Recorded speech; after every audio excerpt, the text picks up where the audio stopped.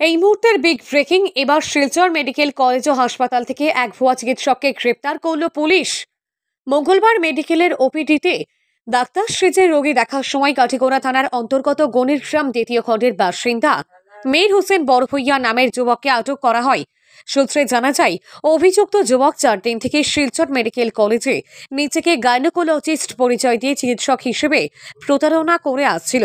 মঙ্গলবার তাকে হাসপাতালের গাইনোকোলজি আউটডোর বিভাগের রোগী দেখার সময় হাতে নাতে ধরা হয়। এই ঘটনায় হাসপাতাল কর্তৃপক্ষ ও পুলিশ যৌথভাবে ব্যবস্থা গ্রহণ করে। ধৃত যুবকের বিরুদ্ধে ইতিমধ্যে আইন অনুযায়ী ব্যবস্থা গ্রহণ করেছে পুলিশ। এই ঘটনাক্রম নিয়ে ব্যাপক চাঞ্চল্য দেখা দিয়েছে। এ নিয়ে সংবাদ মাধ্যমের সামনে বিস্তারিত তুলে ধরেন কাছাড়ের সিনিয়র এসপি নোমাল মাহাতো। আজি পুৱাই শিলচৰ মেডিকেল কলেজত এজন ভুৱা চিকিৎসক কৰায়ত্ব কৰা হয়। ভুৱা চিকিৎসকজনৰ নাম হ'ল মীৰ হোসেন আহমেদ বৰভূঁইয়া, 23 বছৰ বয়স। তেওঁৰ পিতৃৰ নাম হ'ল ইয়াহিয়া বৰভূঁইয়া, তেওঁ গুণিগ্ৰাম পাৰ্ট 2 কাটিগড়াৰ। এই ল'ৰাজনে 23 বছৰীয়া ল'ৰাজনে যোৱা 3-4 দিন ধৰি 3 দিন ধৰি তেওঁ শিলচৰ চিকিৎসা মহাবিদ্যালয়ৰ তেওঁ ভুৱা চিকিৎসক হিচাপে আহি OPD ডিপাৰ্টমেণ্টত বহিৰ্ভাগ ডিপাৰ্টমেণ্টত তেওঁ বহি তেওঁ কিছু পেচেণ্ট চাই আছিলে। যোৱা 2 দিন তেওঁ কোনেও ধৰিব নোৱাৰিলে। আজি পুৱাই তেওঁ সন্দেহজনকভাৱে কিছু লোকে তেওঁক সন্দেহ কৰে যে তেওঁ চিকিৎসক নহয়। লগে লগে আমি আৰক্ষী লোক গৈ তেওঁক লৈ আহে আৰু লগে লগে আমি মানুহজনক যেতিয়া সোধপোছ কৰোঁ, সোধপোছ কৰাৰ কালত এই কথা পোহৰলৈ আহে যে তেওঁ এজন সম্পূৰ্ণ ভুৱা এজন যুৱক। তেওঁ গুণিগ্ৰাম হাইস্কুলত তেওঁ অধ্যয়ন কৰিছে।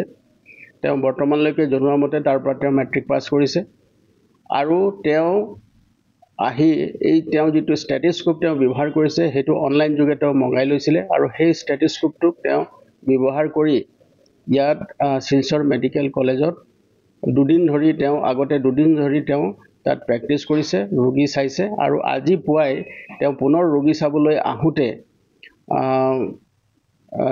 গাইনী ডিপাৰ্টমেণ্টৰ যিটো OPD আছে তাৰ পৰা তেওঁক কৰায়ত্ব কৰা হয় আৰু বৰ্তমান আমি সোধপোছ অব্যাহত ৰাখিছোঁ। আৰু এই যিজন ভুৱা চিকিৎসক আছে তেওঁৰ বিৰুদ্ধে যাতে কঠোৰতম আইনগত ব্যৱস্থা ল'ব পাৰোঁ তাৰ কাৰণে আমি তৎপৰ হৈ আছোঁ।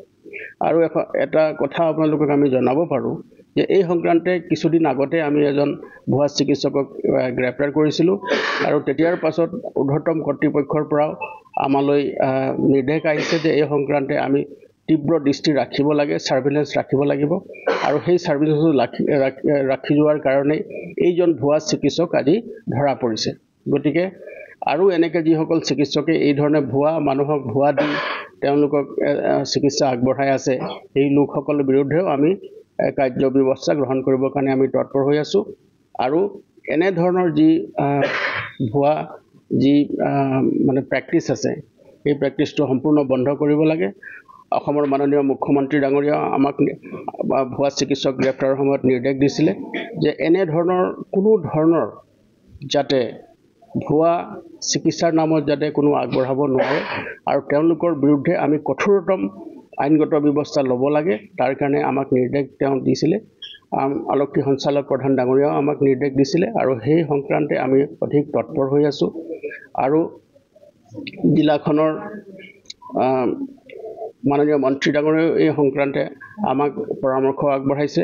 গতিকে আমি এই সংক্ৰান্তে আমি তৎপৰ হৈ কাম কৰি আছোঁ আৰু যিসকল লোকেই এনেকৈ ভুৱা দি ৰাইজক চিকিৎসা আগবঢ়াই আহিছে আৰু ৰাইজৰ জীৱনক লৈ খেলা কৰি আছে তেওঁলোকৰ বিৰুদ্ধে কঠোৰতম আইনগত ব্যৱস্থা ল'বৰ কাৰণে আমি সদায় তৎপৰ হৈ আছোঁ।